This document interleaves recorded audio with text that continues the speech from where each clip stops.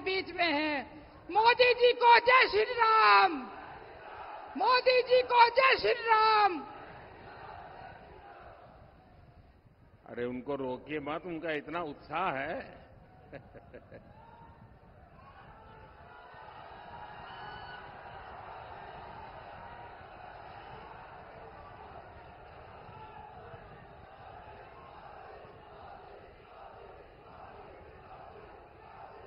आप लोग थक जाए उसके बाद मुझे कहना, फिर मैं शुरू करूंगा।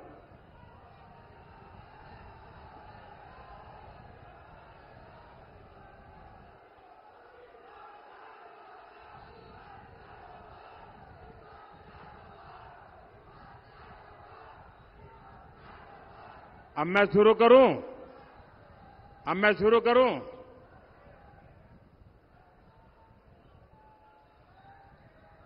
हर सिद्ध माता की, हर सिद्ध माता की, भारत माता की, भारत माता की। आज सागर की धरती पर जन समर्थन का सागर उमड़ा है।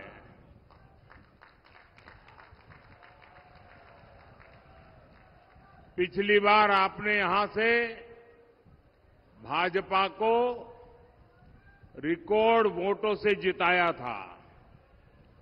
साहब, मैंने आपका चित्र देख लिया, आप बैठ जाएंगे तो अच्छा होगा, ताकि पीछे लोगों को रोक रहे हैं आप।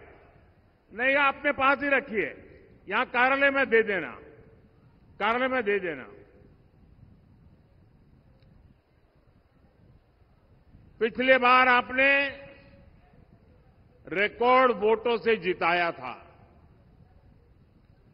सागर ने फिर मन बना लिया है।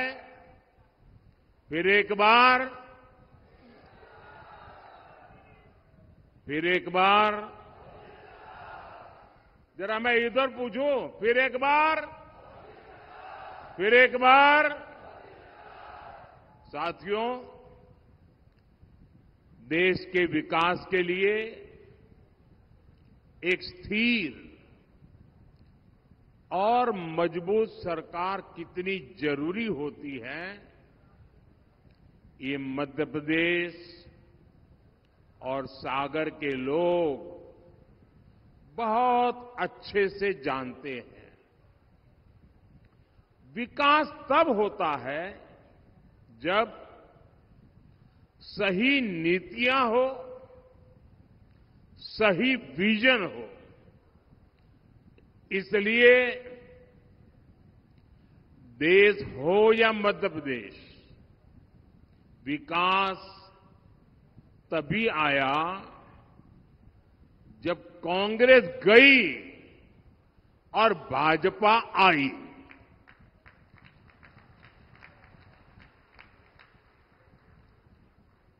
कांग्रेस के समय में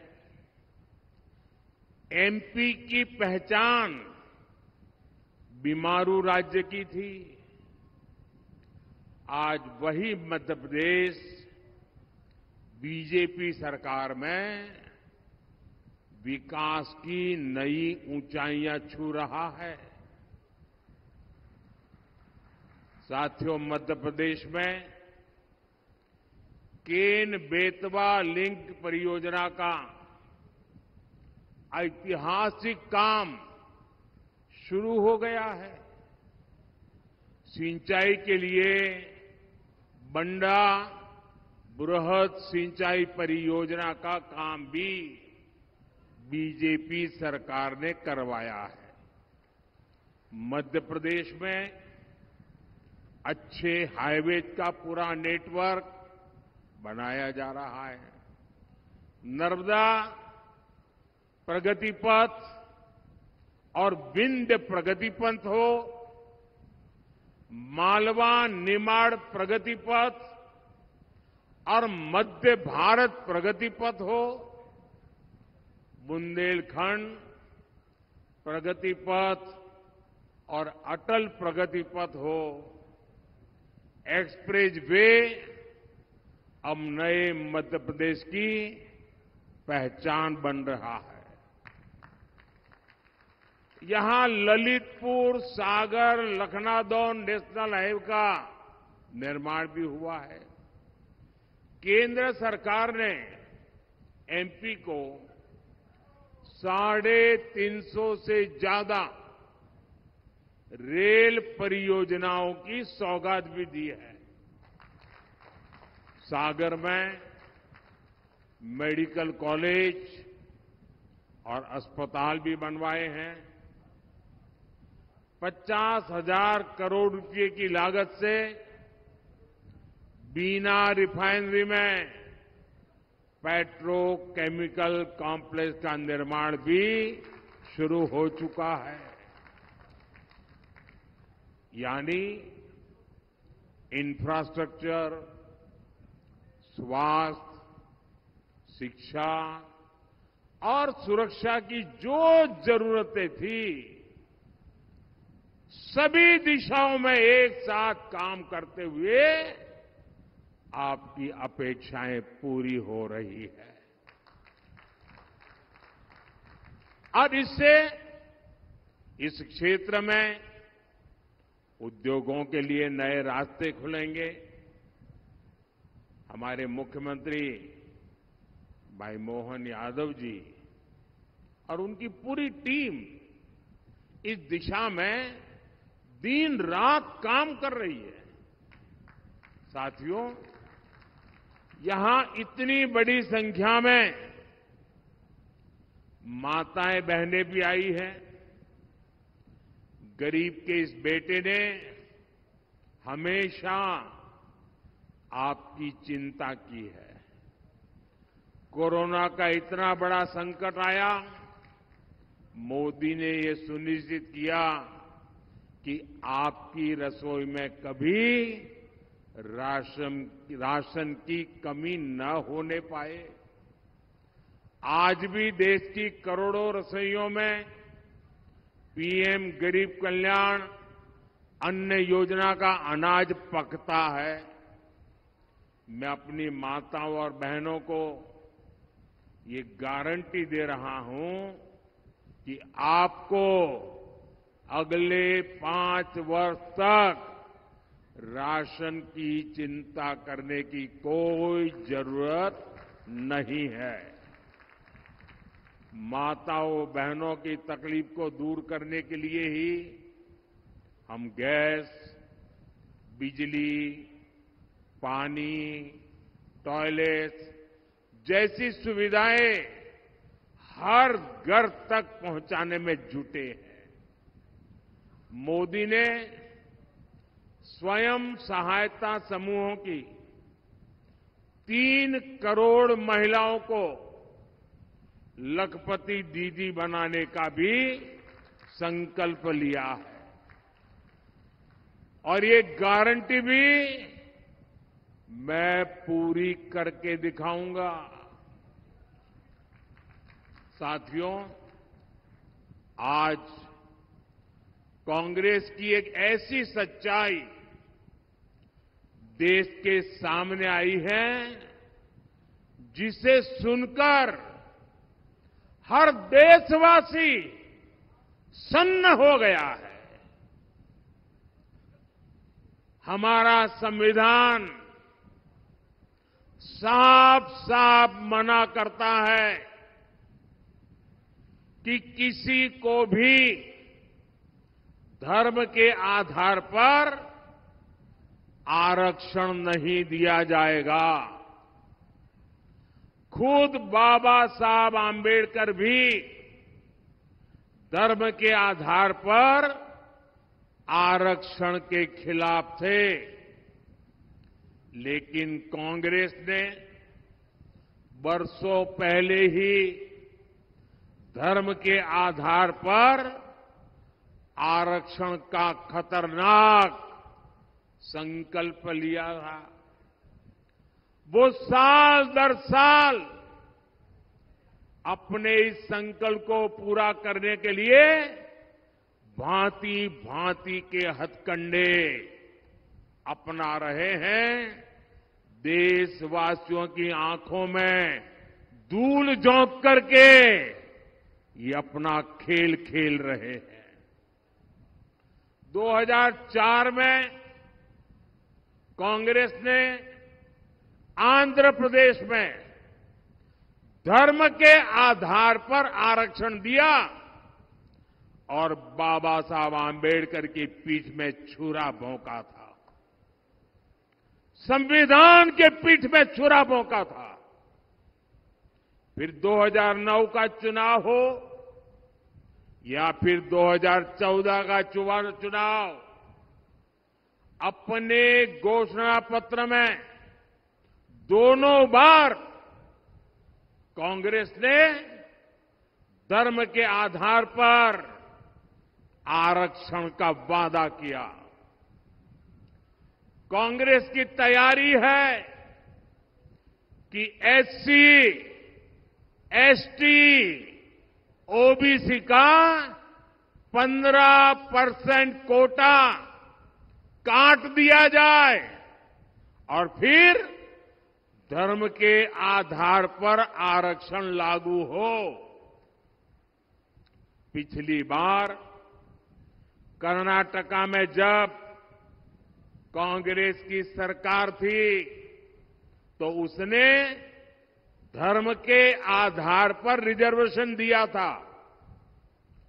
जब बीजेपी सरकार में आई तो हमने बाबा साहब के प्रति समर्पण भाव से भारत के संविधान की पवित्रता का सम्मान करते हुए हमने फैसला लिया कि कांग्रेस जो धर्म के आधार पर आरक्षण करके गई है उसको हम एक दिन रहने नहीं देंगे और हमने उसको खत्म कर दिया। अब एक बार फिर कर्नाटका में कांग्रेस ने धर्म के आधार पर आरक्षण दे दिया है और इसके लिए उन्होंने पिछले दरवाजे से गैर कानूनी तरीके से एक चालाकी की है। ओबीसी समाज की आंख में धूल झोंकने का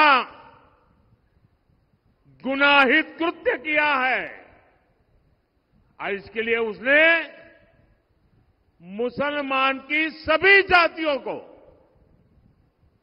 एक ही कागज निकालकर सबको ओबीसी कोटा में डाल दिया।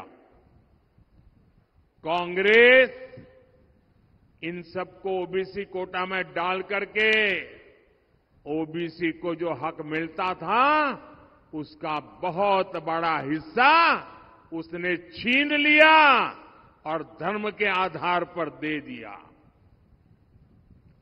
कांग्रेस यही फॉर्मूला पूरे देश में लागू करना चाहती है। आप मुझे बताइए, क्या ये लागू देना चाहिए? क्या इसको रोकना चाहिए कि नहीं रोकना चाहिए? इनके खतरनाक मंसूबों को खत्म करना चाहिए कि नहीं करना चाहिए? पूरी ताकत से देशवासियों को जगाना चाहिए कि नहीं जगाना चाहिए? साथियों, चुनाव तो आएंगे जाएंगे, लेकिन एक खतरनाक खेल आपकी आने वाली पीढ़ियों को तबाह कर देगा। ओबीसी वर्ग की सबसे बड़ी दुश्मन है कांग्रेस, जिसने ओबीसी से उनका हक छीन लिया है। कांग्रेस ने सामाजिक न्याय की हत्या की है। कांग्रेस ने संविधान की भावना को ठोकर पहुंचाई है। कांग्रेस ने बाबा साहब का घोर अपमान किया है। साथियों, ये मुझे सवाल पूछते हैं 400 पार 400 पार क्यों? मैं जवाब देता हूं, आप जो राज्यों में हथकंडे अपना रहे हो, दलितों के, आदिवासियों के, ओबीसी के आरक्षण चोरी करने का जो खेल खेल रहे हो, उसे लूटने का खेल खेल रहे हो, आपके ये खेल बंद करने के लिए, हमेशा बंद करने के लिए, आपके मंसूबों को हमेशा हमेशा ताला लगाने के लिए मोदी को 400 पार चाहिए। मुझे दलितों के आरक्षण की रक्षा करनी है, मुझे आदिवासियों के आरक्षण की रक्षा करनी है, मुझे ओबीसी के आरक्षण की रक्षा करनी है। और मैं स्वयं उस समाज से आया हूं, इसलिए मैं आपको कहता हूं, मैं इस दर्द को जानता हूं और मैं आपको रक्षण दे करके ही रहूंगा और इसलिए मुझे आपका साथ चाहिए। साथियों, आपको चोट पहुंचाने के लिए कांग्रेस इतने पर ही नहीं रुक रही। कांग्रेस आपकी संपत्ति भी छीनना चाहती है। कांग्रेस एक्सरे कराने वाली, एक्सरे मालूम है ना, उनके नेता बोल रहे एक्सरे करेंगे और आपके लॉकर में क्या पड़ा है वो खोज के निकालेंगे, आपके घर में क्या पड़ा है वो खोज के निकालेंगे। अगर माताओं बहनों ने थोड़ी पूंजी बचाई होगी और अनाज के डिब्बे में रखती हैं तो एक्सरे करके वो भी खोज के निकालेंगे। लॉकर में रखे आपके गहने हो, महिलाओं का मंगलसूत्र हो, कांग्रेस सब कुछ खोजने में लगेगी और फिर कहती है हम इसे छीन लेंगे और फिर उसको बांट देंगे। आपको ये मंजूर है क्या? जरा मुझे पूरी ताकत से बताइए, अगर मेरा विषय समझते हो तो ये आपको मंजूर है क्या?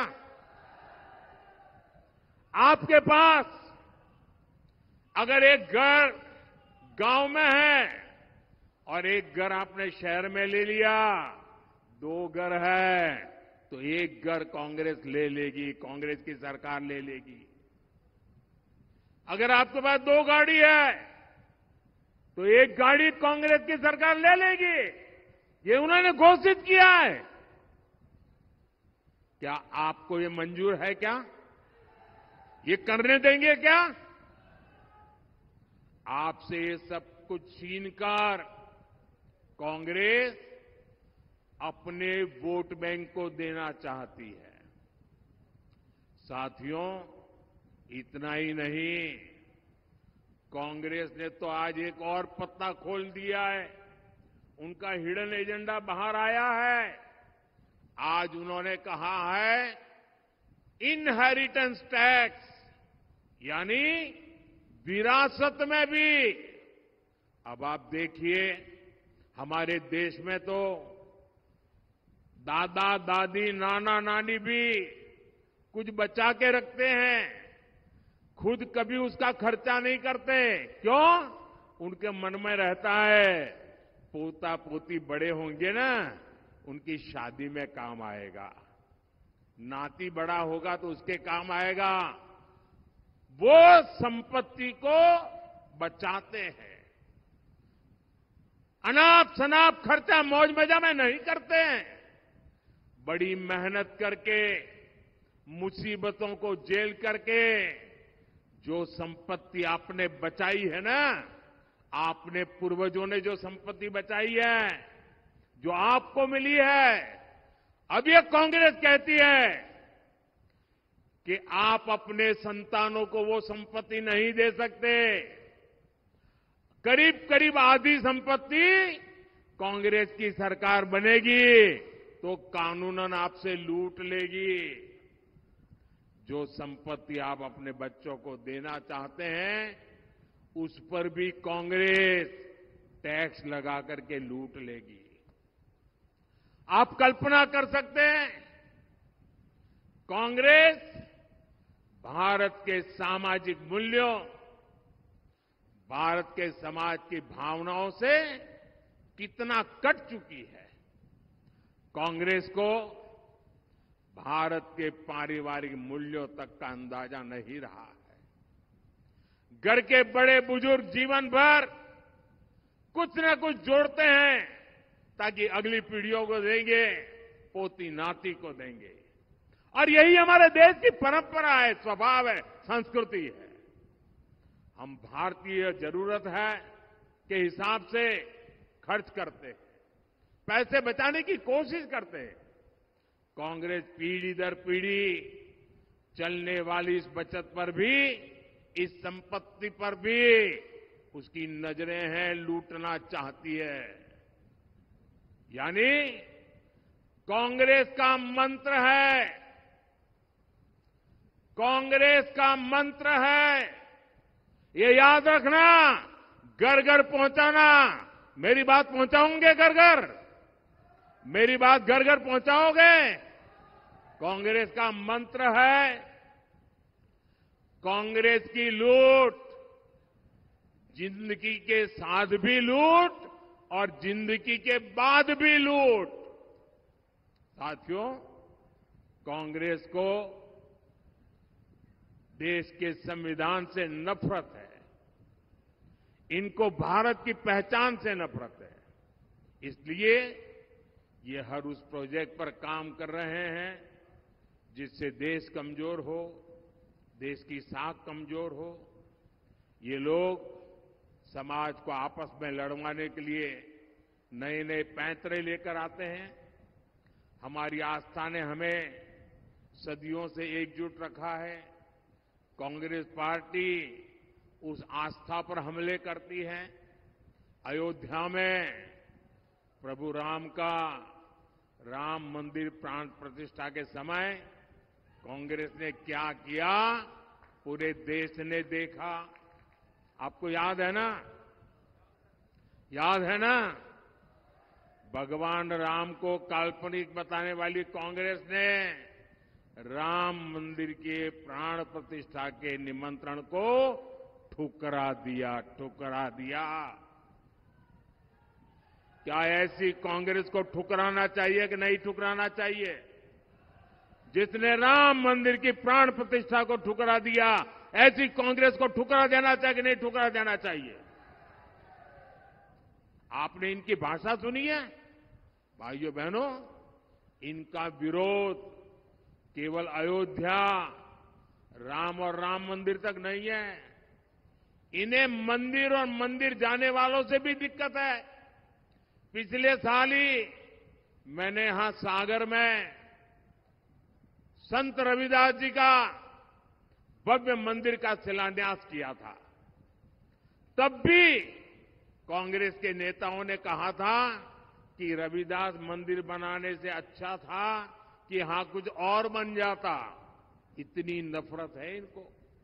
कांग्रेस को एक महान दलित संत का मंदिर भी बर्दाश्त नहीं होता। ऐसी सोच वाली कांग्रेस को एमपी से दूर रखने में ही भलाई है। साथियों, 7 मई को आपके पास एक बार फिर मध्य प्रदेश के साथ साथ पूरे देश के भविष्य को संवारने का अवसर है। सागर लोकसभा से बीजेपी ने बहन लता वानखेड़े जी को उम्मीदवार बनाया है। उनको भारी मतों से जिताना है। मैं जानता हूं गर्मी बढ़ रही है। मैं ये भी जानता हूं कहीं कहीं शादी ब्याह का माहौल है। मैं भी ये भी जानता हूं कुछ लोगों को खेत में अलग अलग काम भी है। लेकिन मेरा आपसे अनुरोध है कि कितना ही काम न क्यों न हो, लेकिन देश के लिए कुछ समय देना चाहिए कि नहीं देना चाहिए? देना चाहिए कि नहीं देना चाहिए? हमें अपना वोट देना चाहिए कि नहीं देना चाहिए? हमने अपने अधिकार का उपयोग करना चाहिए कि नहीं करना चाहिए? राष्ट्र निर्माण के इतने बड़े यज्ञ में हर किसी का योगदान होना चाहिए और इसलिए भारी मतदान होना चाहिए।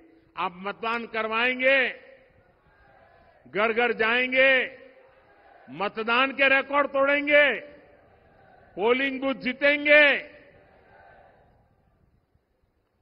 आप अपने वोट के साथ साथ जो अपनों के वोट है ना, उसको भी पोलिंग स्टेशन तक ले जाइए। करेंगे? अच्छा, मेरा एक और काम करेंगे। यहां से जाकर अपने मोहल्ले, अपने गांव के हर व्यक्ति को कहिएगा कि मोदी ने उनको प्रणाम कहा है। मेरा प्रणाम पहुंचा दोगे? बोलिए भारत माता की, भारत माता की, भारत माता की। बहुत बहुत धन्यवाद। मोदी मोदी मोदी। फिर एक